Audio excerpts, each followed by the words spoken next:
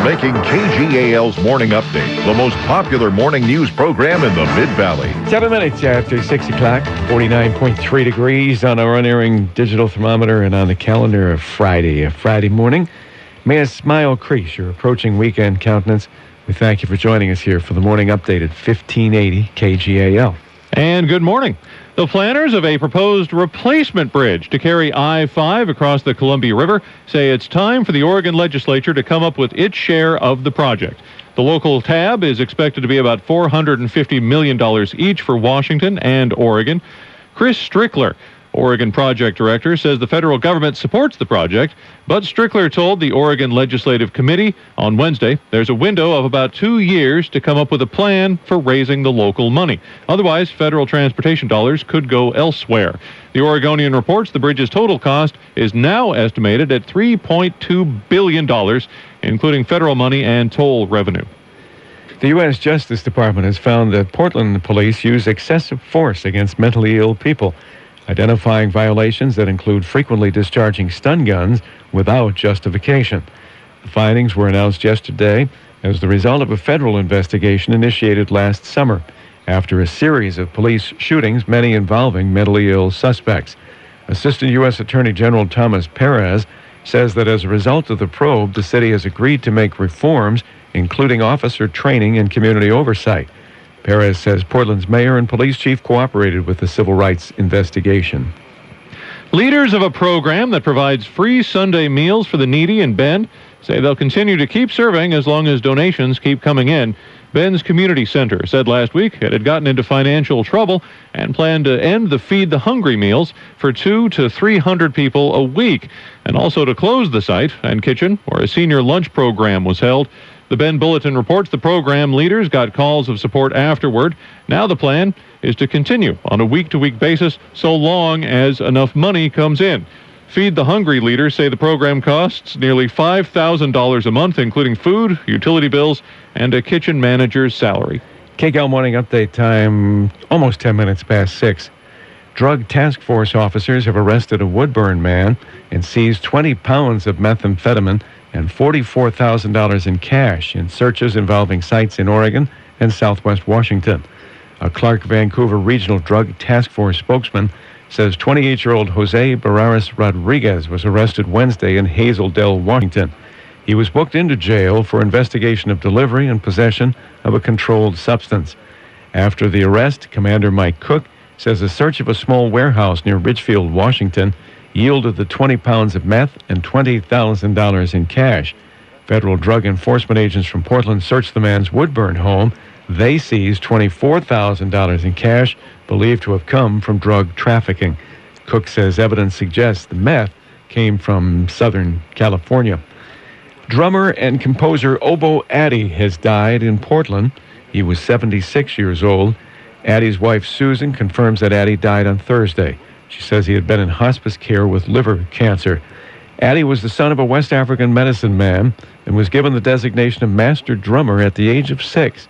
He built a career playing in numerous bands that blended Western pop with traditional African sounds. In 1978, he moved to the U.S. and settled in Portland. In 1986, Addy and his wife founded Homowo African Arts and Cultures, later renaming it the Obo Addy Legacy Project. It focuses on creating, performing, and teaching African arts. Addy continued to tour and perform and joined the staff at Lewis and Clark College, where he taught music. In 1996, the National Endowment for the Arts named Addy a National Heritage Fellow. Drummer and composer Obo Addy has died in Portland at the age of 76. That's too bad. You know the name? Yeah, well, of course. Yeah, Obo Addy is kind of a famous person locally, and I've seen him play. He was great. Have you seen him? Yeah, I did see him play. He came to my high school, actually, and played a concert there. Not during school hours, but he came down to Coos Bay and played a concert at the high school auditorium. And he was great. He had a great band. They played great music, great African music. It was terrific. I'm sorry to hear that he passed. I know the name. I have never seen him. Yeah. KGAL Morning Update time is 12 and a half minutes after 6 o'clock. It's a very nice forecast for the next 7 days, the one we share with you in just a moment. You will always get your money's worth, and the food is fresh, original, and tasty at Ixtapa Family Mexican Restaurant in Lebanon. Their fresh Mexican cuisine can be enjoyed in their colorful new restaurant on the same convenient corner. Fun? Yes. Large portions? Yes. Affordable? Yes. Visit them for lunch or dinner where the parking is convenient and the atmosphere is sweet. Drop in for their daily $3 drink special. Enjoy Ixtapa Family Mexican Restaurant today at 25 North Main in Lebanon.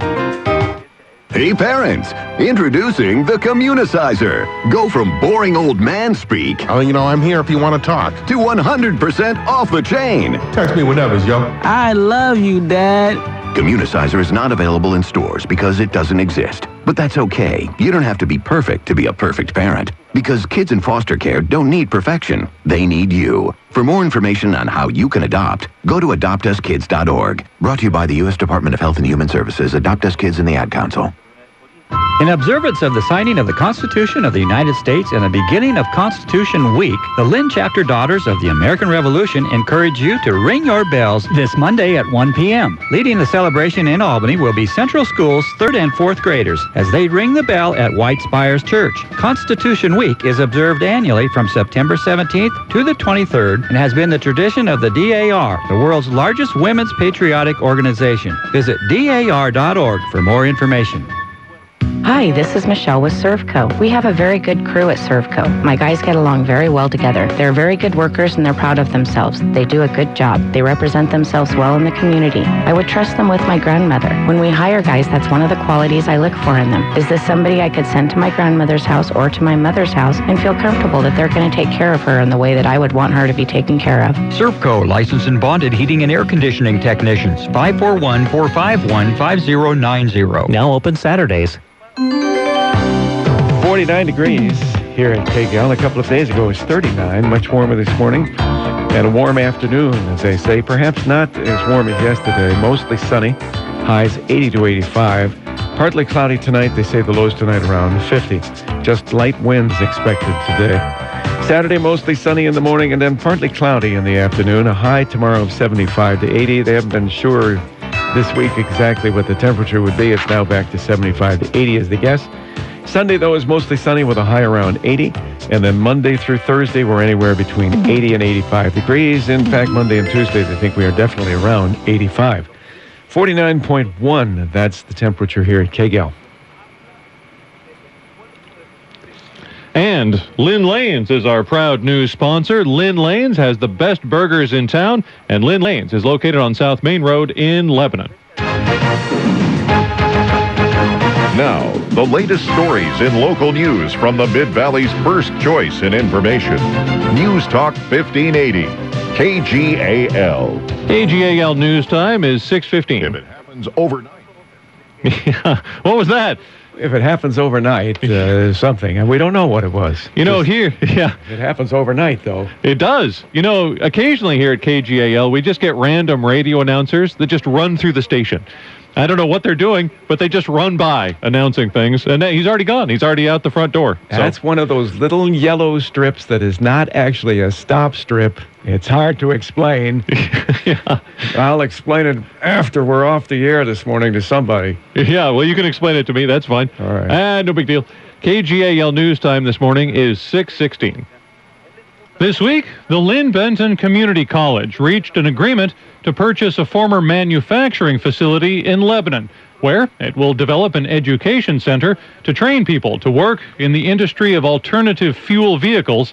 Dale Stowell, a spokesperson for LBCC, says, it will also house our current programs in automotive and diesel. So the same sort of training that we've been doing for auto mechanics and diesel mechanics and repair is something that we'll continue to do there. LBCC agreed this week to buy the site for $1.8 million from a bank in Chicago, mostly paid for by the Lebanon Urban Renewal District. The center could be operational as soon as next year. The Strawberrians of Lebanon held what they call the city's first dance walk in the parking lot of Samaritan Lebanon Community Hospital. The 1.5-mile dance walk began last night, and the proceeds will help with repairs for the Strawberrians limousine they use for various events and for the anti-bullying and anti-gang campaign for the Communities That Care program. In other events, the show and tour of the Soap Creek Artisans will be Saturday from 9 a.m. to 5 p.m. at Soap Creek Schoolhouse on Soap Creek Road in Corvallis. KGAL News Time is now 6:17.